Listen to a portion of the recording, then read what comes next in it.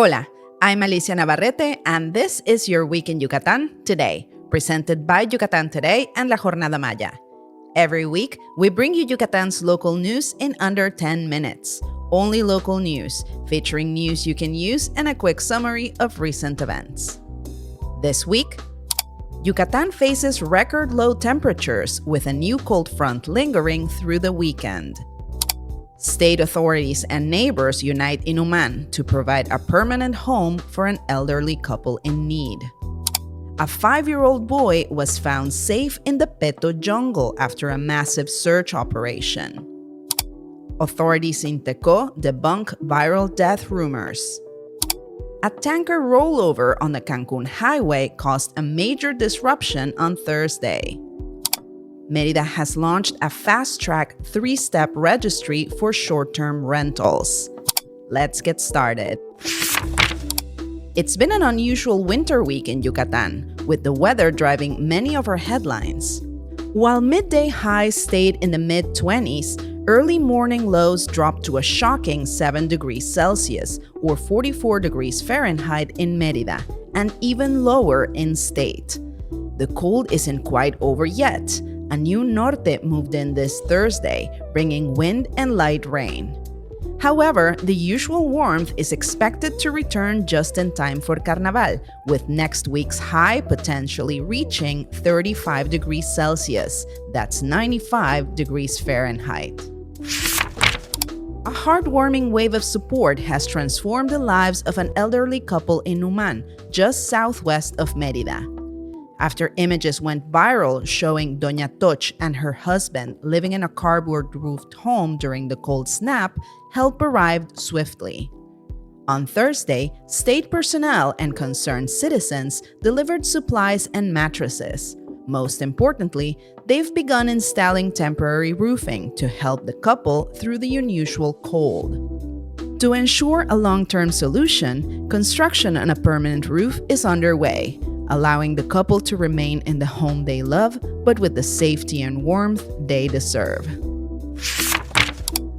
A 5-year-old boy went missing on Wednesday after gathering firewood with his family in the dense brush of the southern Peto municipality.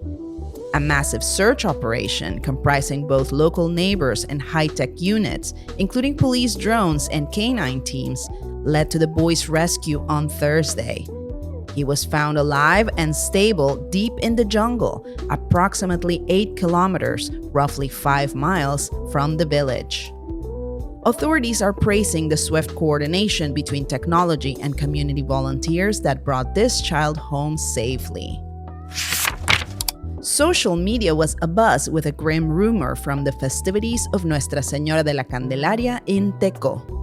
Claims went viral that a man had died, of all things, of hypothermia behind the fair's bull ring. However, the local authorities quickly cleared the air. The man wasn't deceased. He was actually suffering from nothing more than an extreme case of alcohol overconsumption. He was treated, discharged the next day, and is perfectly fine, though he likely has a world-class hangover and a reputation never to be lived down. A good reminder to verify news before hitting the share button. A morning commute turned into a multi-hour ordeal for thousands on the Merida-Cancún highway on Thursday. Following a 4 a.m. tanker rollover near Tamec, the state's main artery was paralyzed for a significant part of the day. The closure left a massive line of vehicles stretching for kilometers. While police attempted to divert traffic through Tixcocop, the sheer volume overwhelmed secondary roads, leaving many stuck for several hours. The highway is now reopened and the wreckage cleared. The city of Merida is establishing a formal registry for short-term rentals to better manage tourism growth in residential areas and ensure properties meet safety and quality standards. Mayor Cecilia Patron Laviada has issued an open invitation for all property owners on platforms like Airbnb or Booking to regularize their status. She announced a fast-track 3-step process designed to get hosts legal in only 15 days. To get started, visit one of the city's 12 municipal windows, Ventanillas Únicas Municipales, or call the dedicated helpline, which we've included in this episode's description. Now let's take a look at some fun stuff happening in the following days.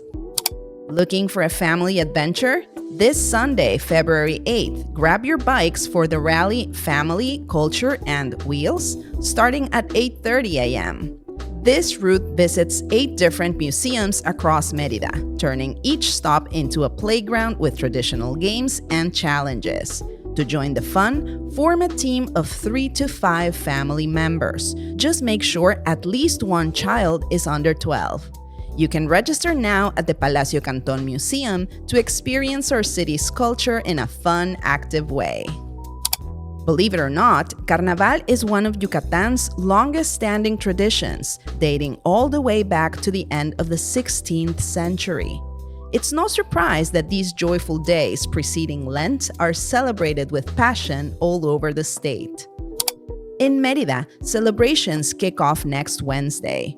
While events on Wednesday and Thursday take place in Centro, the party moves to Ciudad Carnaval at the Ixmaquil Fairgrounds, just south of the Periférico, starting on Friday. Expect vibrant parades and extravagant characters from start to finish. The theme for the 2026 Progreso Carnaval is the joy of life, and joyful it will be for sure.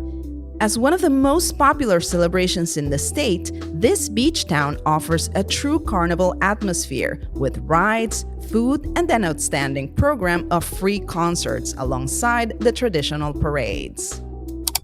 For something truly unique, head east to the fishing village of Tzilam de Bravo.